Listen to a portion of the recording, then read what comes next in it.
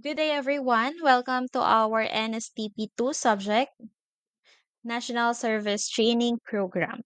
Again, this is Miss Ira Bombase, your instructor for this subject. So for today, we will be discussing lesson 2, which will focus on Philippine healthcare. So for our learning objectives, at the end of the lesson, you must be able to first review the Philippine health situation, second, conduct a research on the current health condition in your community, and third, develop an action plan that is applicable to the current health condition in your community.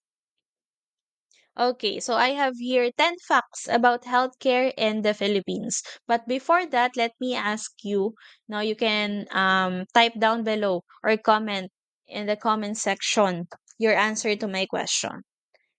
What have you observed in the Philippine healthcare system?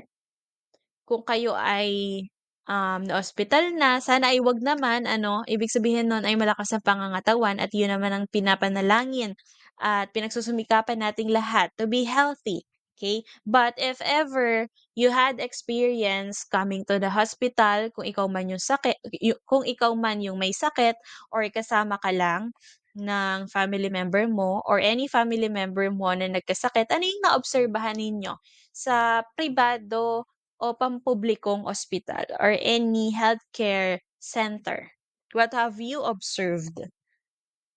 Nabigay ba yung pangangailangan ninyo or hindi ba? Matagal ba kayong humanay or wala bang gamot? Hindi available yung gamot sa Laguna?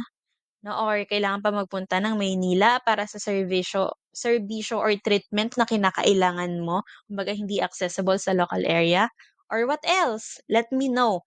Type down below. No, since online class discussion tayo or pwede naman nating ituloy during our face-to-face discussion. So let me know your answers. I just want to know. Okay?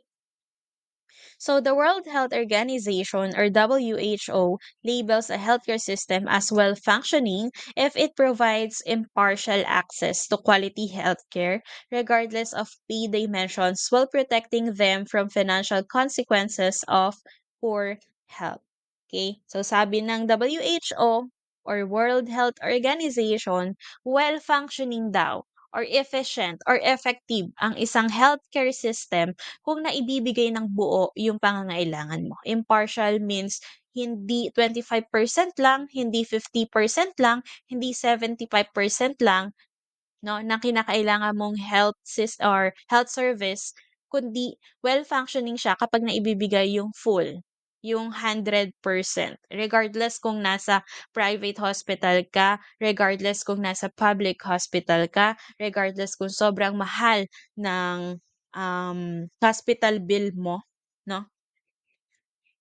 And healthcare in the Philippines does not meet these set standards.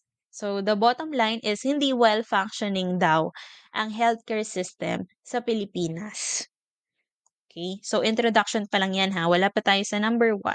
So if you agree, let me know then sa comment section kung bakit sang-ayon ka na oo nga, hindi nga 100% kwalidad ang ibinibigay ng mga sistema in terms of healthcare dito sa Pinas. Bakit? Ano yung na-experience?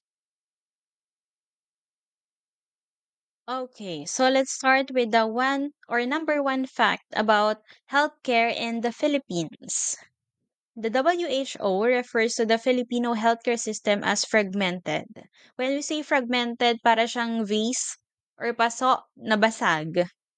Okay? Parang yung isang plato, pag nalaglag mo, basag-basag, that's fragmented. There is a history of unfair and unequal access to health services that significantly affects the poor. The government spends little money on the program, which causes high out of pocket spending and further widens the gap between rich and poor. Okay, so personally, ako ay nakapasok na sa pampubliko at pribadong ospital. So, doon sa mga public, syempre dito pumupunta or dumadiretso yung mga nasa laylayan or hindi afford yung expenses or financial assistance or financial demand ng mga private hospitals. Siyempre kapag ang estado mo sa buhay or ay nasa middle, nasa average ka papataas, mas pipiliin mo talaga na sa private hospital dalhin yung sarili mo 'pag nagkasakit or yung family member mo kasi nga mas okay yung serbisyo 'no, aminin na natin yung totoo. Kahit ako from my personal experience, mas mabilis yung serbisyo, mas kita mo yung respeto 'no, mas, um, accessible yung mga equipment, mas available yung mga medicines, okey? Kahit ako kung magdedesisyon, siyempre kung may pera din naman ay doon na sa private hospital mas maaalagaan 'no, mas mukhang maaalagaan talaga. Especially kapag family member mo yung may sakit, kapag mahalaga sa buhay mo. Doon naman sa mga pampublikong ospital, mga public hospitals na siyempre hindi naman lahat ng tao sa Pilipinas ay kayang dumiretso sa private hospitals 'no, meron at marami ang dumadiretso sa mga public hospitals. Dito naman naobserbahan ko na siguro sa dami ng pasyente hindi na alam kung sinong uunahin, yung mga, tao doon ay medyo mainit na yung ulo, mukhang pagod na 'no, halata na sa mga mukha nila kasi nga ang daming pasyente dahil mas mababa yung binabayaran kapag nasa public hospital or may mga libre pang 'no. Sa dami ng pumapasok na pasyente ay naaapektuhan din yung mood, yung siyempre yung stress, bumibigat na ng mga nagse-serve, ng mga doctors, mga nurses 'no. Hindi ko naman pinipinpoint lahat, but from my experience nangyari yung gano'n, okey? Meron talagang unfair and unequal treatment. As well as sa access 'no. Halimbawa, ang situation ay kailangan i-kidney transplant. So, nasa top 1 list ka na after ng 10 years na paghihintay para sa kapatid mo. Kayo ay nagpalista lang 'no, umaasa sa donation. Wala kayong kakayanan na, humanap ng or makapag-undergo ng procedure na kidney transplant right away 'no, nag-aantay pa kayo, nasa top 1 na kayo, pero naaksidente yung isang government official and meron na sana na para sa kapatid mo, but since mas mataas yung posisyon, mas kilala, sabi daw ay mas kinakailangan dahil emergency situation. Pero kasi ikaw emergency situation na rin yun sa kapatid mo, eh. Kasi nga 10 years ka na nag-aantay 'no, 10 years na nagtitiis at nagsasakripisyo yung kapatid mo para magkaroon ng bagong kidney 'no. Pero ibinigay doon sa government official. So dun papasok yung unfair and unequal access 'no. Isa pang halimbawa ay yung equipment na kailangan para sa sakit mo ay hindi available dun sa public hospital kasi ang may afford lang, yung mga private hospitals kasi alam naman natin na sobrang mamahal ng mga gamit pang-ospital. So ikaw, dahil wala ka namang kakayanang makapagbayad ng gano'n, uuwi ka na lang 'no, tapos titiisin mo na lang yung sakit kasi hindi kayang i-provide ng gobyerno para sa'yo yung mga gano'ng klase ng pangangailangan. So, we can definitely see it is very evident why Philippines is not included in the well-functioning healthcare systems. 2. Out of the 90 million people living in the Philippines, many do not get access to basic care. So, ano ba yung basic care? Yung mga simpleng grooming, bathing, yung paglipat sa'yo from bed to chair, chair to bed, no? Pasok din sa basic care. Na kapag kailangan mo ng gamot ay available yung gamot, yung kapag manganganak ka na is available din yung facilities 'no. Halimbawa, ang kaya lang i-occupy ng isang ospital ay 20 na manganganak, pero pang 21 ka. Hindi mo kaya sa private hospital kaya nasa public hospital ka. Eh, ngayon hindi na puwedeng manganak sa bahay katulad nung ginagawa ng mga lola't lolo natin nung kapanahunan na kapag may ma-draw ng kakilala, ninang mo, puwede na dun manganak. So, bawal na yun ngayon, kailangan sa ospital na talaga o sa mga lying-in na clinic. So, there are cases na dalawang kapapanganak pa lang na mommy nagshe-share sa isang bed, no, which is definitely not a basic care. The country has a high maternal and newborn mortality rate, meaning ang Pilipinas ay maraming cases na kapapanganak pa lang, namamatay na, or yung nanay na kapapanganak pa lang as well as the baby na um, kapapanganak pa lang din, no? Mataas yung mortality rate or yung mga namamatay. And then a high fertility rate. When we say high fertility rate, halimbawa ang average woman or a woman has an average of 2 kids lamang worldwide. So, sa Pilipinas, ang nanay, since high fertility, ay nagkakaroon ng 10 anak, 8 anak, 6 na anak. So, hindi siya pasok sa average. Kaya ang Pilipinas ay merong high fertility rate. Sabi nga nila, ang mga tao daw, or mostly yung mga mararaming anak, yun yung mga walang trabaho. Kasi daw, wala silang magawa sa buhay, nakatambay lang sa bahay, or yung mga mahihirap, kumbaga. No? So, isa rin yung rason kung bakit hindi makapagbigay ng quality healthcare kasi sobra-sobra nga yung populasyon. Okay, kaunting tip according to my research, ang Niger, which is a country in the West Africa, ang pinaka mataas na fertility rate dito sa mundo. So, kung ang normal ay 2 lang sila per woman, according to survey ay 6 to 7. And ang pinaka-least country or lowest fertility rate is Korea, which is 1. Yun yung ratio nila. Tapos sa Pilipinas, high fertility rate na rin mako-consider kasi sa atin ay 3, no, per woman, yung nagiging average. So this creates problems for those who have especially limited access to this basic care or for those living in generally poor health conditions. Number three, third fact about healthcare in the Philippines, many Filipinos face diseases such as tuberculosis, dengue, malaria, and HIV or AIDS. These diseases pair with protein, energy, malnutrition, and micronutrient deficiencies that are becoming increasingly common. Okay?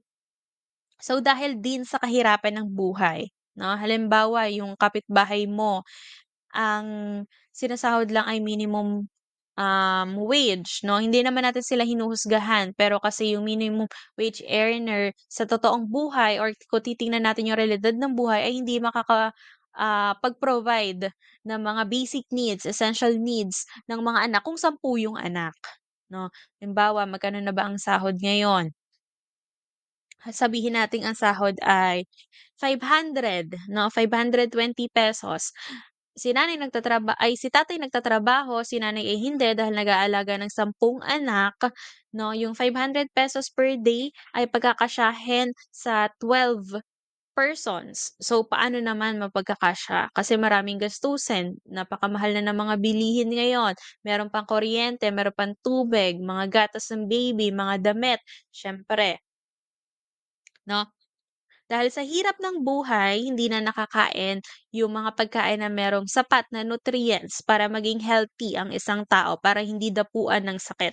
Kaya ang mga Pinoy ay iba't iba ang uri ng sakit or maraming may sakit sa mga Pilipino dahil sa kahirapan. Di kayang bumili ng mga pagkain na merong enough nutrients.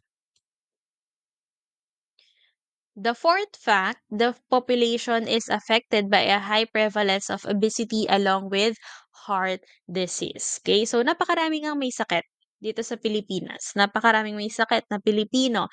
Obesity dahil ang mga Pilipino ay napakahilig sa anli.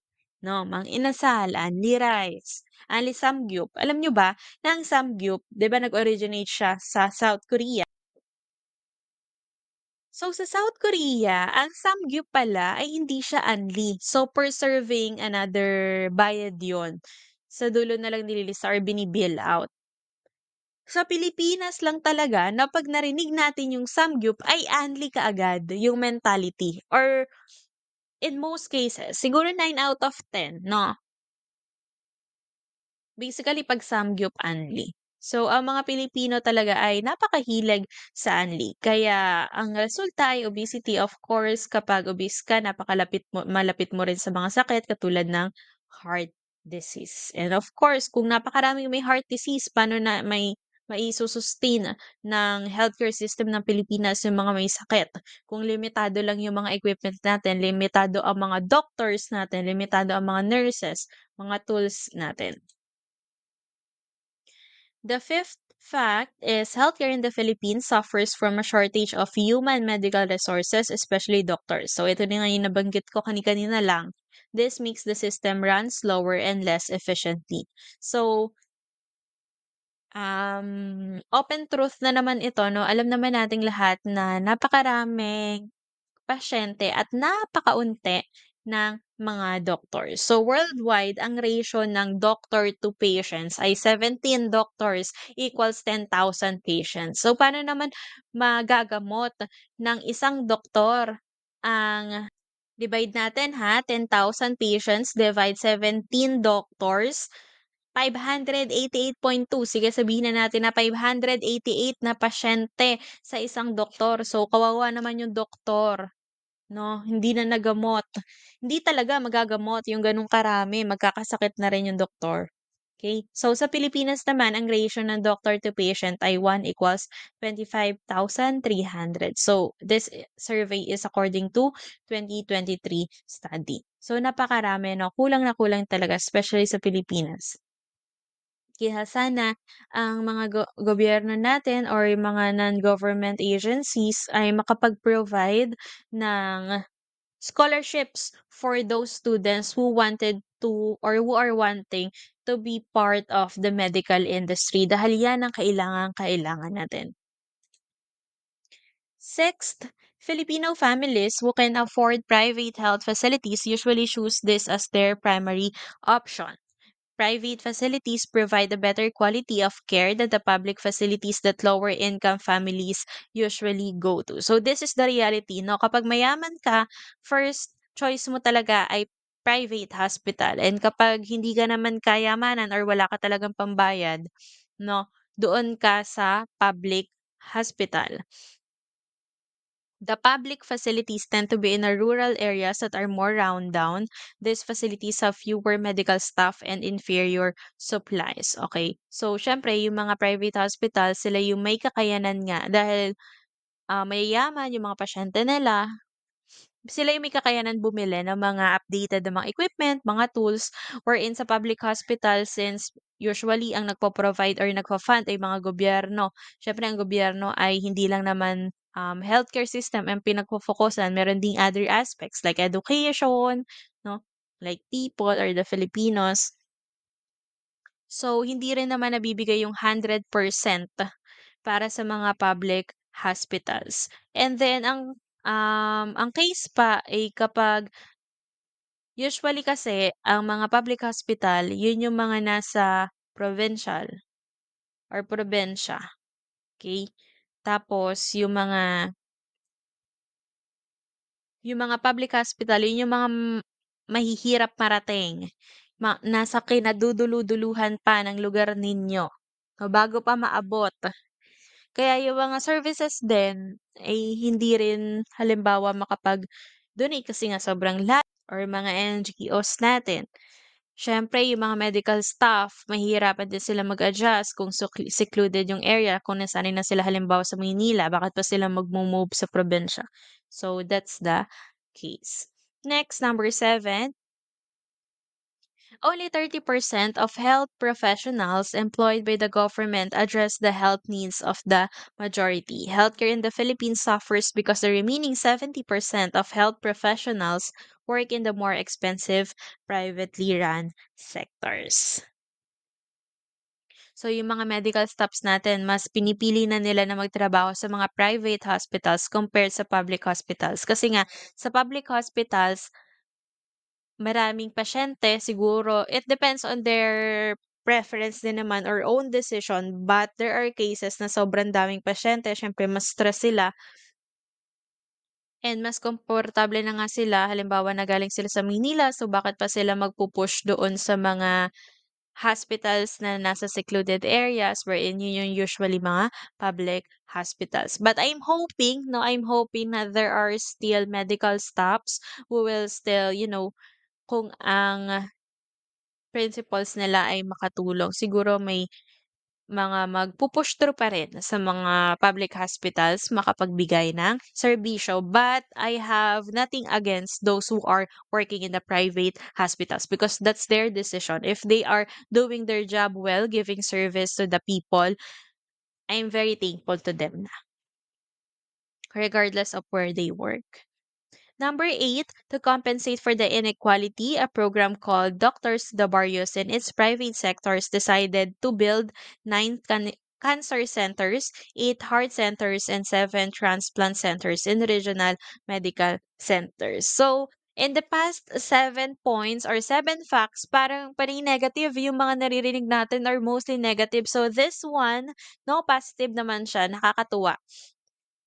Itong programang Doctors to the Barrios. Imagine napakarami ang na-provide nila, 'no, with the help of the private sectors. Nakapagpatayo sila ng 9 cancer centers, 8 heart centers, and 7 transplant centers, all in regional medical centers. Number 9, the Doctors of the Barrios included public-private partnerships in a plan to modernize the government-owned hospitals and provide more up-to-date medical supplies. Okay, so nagtulong-tulong na no, yung mga private and public sectors para makapag-provide or ma-enhance, ma-update yung materials, equipments, tools na kinakailangan para mabigay yung serbisyo na hinahanap at kailangan ng mga tao para gumaling, para hindi na magkasakit, para matagalan yung paglaganap ng sakit kung meron man. We're very thankful. We would like to acknowledge Dr. Seda Barrios. We are appreciative of everything that you've done. We are very thankful and grateful for that.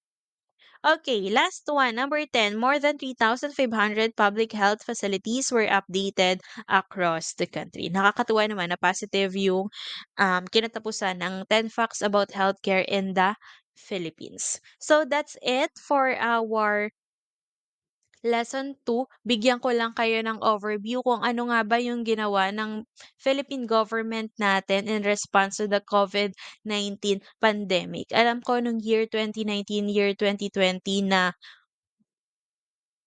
um, nagkaroon ng pandemic or naibigay sa publiko yung lockdown, talagang nag-shift ang buhay ng lahat. I believe that merong mga business na bumagsak, may mga business na sumibol, no, because of the pandemic. Napakaraming nawalang tao, mahal natin sa buhay. We can definitely cannot bring back their lives. But we've learned a lot from this COVID-19. Marami nagsasabi na sana hindi na lang nangyari. Sana talaga hindi na lang nangyari, 'no? Dahil napakaraming casualties. Sobrang nakakalungkot ang pinagdaanan ng bawat isa nung COVID-19 pandemic, pero hindi kasi natin siya mababago na because nangyari na. Ang magagawa na lang natin right now ay kumuha ng aral doon sa experience natin na iyon. Na hindi na maulit-ulit or kung dumating man sa atin, mas mabilis na natin matutugunan or mabibigyan ng action. Kasi nung 2019 hindi talaga alam even ng government kung paano yung gagawin.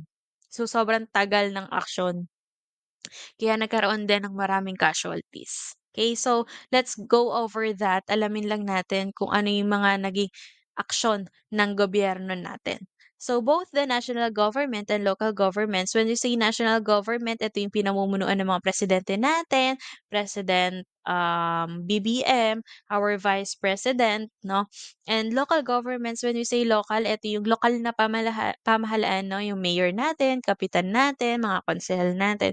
Okay, so ano na sila, nagtulong-tulong na, have responded to the COVID-19 pandemic in the Philippines with various declarations for emergency, closure of schools and public meeting places, lockdowns and other restrictions intended to slow the progression of the virus. Okay, so ang daming lockdown, bawal mag-mall, bawal lumabas ng bahay, halos lahat bawal, no? Kaya nakagawa na si Kim Chiu ng kanta na bawal lumabas. Because of that, So the first one, ano nga bang response nila? Bayanihan to Heal as One Act, March 23, 2020. The act would allow President Duterte to reallocate, realign, and reprogram a budget of almost 275 billion pesos or $5.37 billion from the estimated 438 billion pesos or $8.55 billion national budget approved for 2020 in response to the pandemic enable him to temporarily take over or direct the operations of public utilities and privately owned health facilities and other necessary facilities when the public interest so requires for quarantine, the accommodation of health professionals, and the distribution and storage of medical relief, and facilitate and streamline the accreditation of testing kits. Okay, so napakaraming gastusin din ng gobyerno. So kapag kasi nagkaroon ng ganitong klaseng sitwasyon, pandemya, epidemya, merong kakayanan ang gobyerno na i-shift yung budget. Halimbawa, ito ay allocated sa educational, magpapatayo ng building. Dahil mas urgent yung need na matapos yung virus, yung pandemic dahil maraming mahihirapan tao, maraming mamatay na tao, pwede nilang i-transition, i-realign yung budget, no? So, nagkaroon ng budget, or nag-realign or program ng budget ang Pilipinas or basically si President Duterte para magkaroon ng budget doon sa pag-shift nga natin. Halimbawa, yung mga malls, naging turukan na, no? Or testing centers, yung mga sinehan, yung mga public places, as well as for quarantine, no?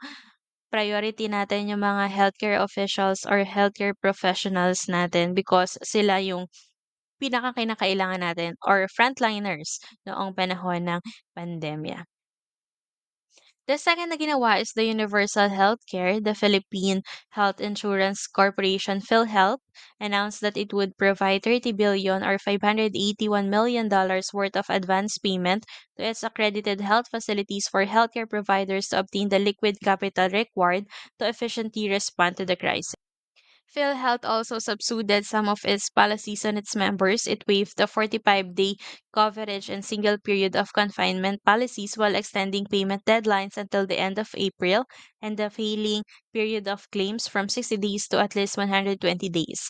Also, PhilHealth announced that PUIs quarantined in its accredited facilities are entitled to a 14,000 or $270 health package, while those who tested positive for COVID-19 are entitled to a 32,000 or $580 beneficiary package. So, yung PUI ay patients under investigation, no? Yung mga hindi pa sure kung positive ba or negative, iniintay pa yung result. Hindi ko lang sure since walang close family member na ay meron but in our intimate family since lahat nga ay nasa loob lamang ng bahay. Wala sa aming family. So, hindi ko sure kung kapag nag-positive ba, ay nakakuha talaga ng beneficiary package, 'no? But definitely malaking tulong ang PhilHealth noong panahon ng pandemya because of this action. Next is mass testing. As part of the national government's efforts to conduct mass testing, it began setting up mega swabbing centers in May 2020 by repurposing various existing facilities. So the first of such facility opened at the Palacio de Manila along Rojas Boulevard on May 5. These facilities use reverse transcriptase polymerase chain reaction or RT-PCR kits. The facilities are meant to prioritize the testing of around 25,000 overseas Filipino worker repatriates or OFWs. Two more facilities opened at the Enderun Colleges in Taguig and the Mall of Asia Arena in Pasay. As of September 2020, the Philippine government has reported that over 3 million people have been tested. Okay, so ito na yung mga nabanggit ko kanina na yung mga mall, yung mga sinihan, naging testing centers na 'no, para ma-check kung sino ba yung mga positive, kung sino ba yung mga negative, especially yung mga OFWs natin na kagagaling lang ng ibang bansa na puwede na ulit lumabas at pumasok or yung mga palabas pa lang nung time na iyon. So we have three government responses during the pandemic era. We have the Bayanihan to Heal as one act, no? Yung na-align yung budget, yun yung ginamit nating budget noong panahon ng pandemya. Then the second one is the universal healthcare wherein ang PhilHealth ang may pinakamalaking or isa sa may pinakamalaking contribution daw in terms of financial aspect. And then the third one is the mass testing or chinek kung sino yung mga positive at hindi, no? Nagkaroon ng division for that. Alright, so for our activity 2, this is entitled slogan. So you have to use traditional art materials. Ano pong ibig sabihin nito? Hindi pwede mag-edit sa Canva or any software, no? Let's prioritize or let's utilize the traditional art materials. Siguro next time is for the improve and new softwares na. But for now, traditional art materials muna tayo. Ano-ano yon yung mga crayons, oil paint, watercolor, coffee painting, charcoal painting, no? You have to create an authentic slogan. When we say authentic, dapat yun ay isip mo lang. Hindi mo ini chat GPT, hindi mo ini AI, no? About Philippine healthcare. So for our rubrics, authenticity or originality is 40%, usage of traditional art materials is 30%, and applied understanding of the lesson is 30%. Okay, so paano po yung applied understanding of the lesson? Evident siya if makikita ko na gumamit kayo ng words or terms na na-discuss natin kanina. So for a total of 100%, that's your activity 2. That's it for today's discussion. Thank you and goodbye.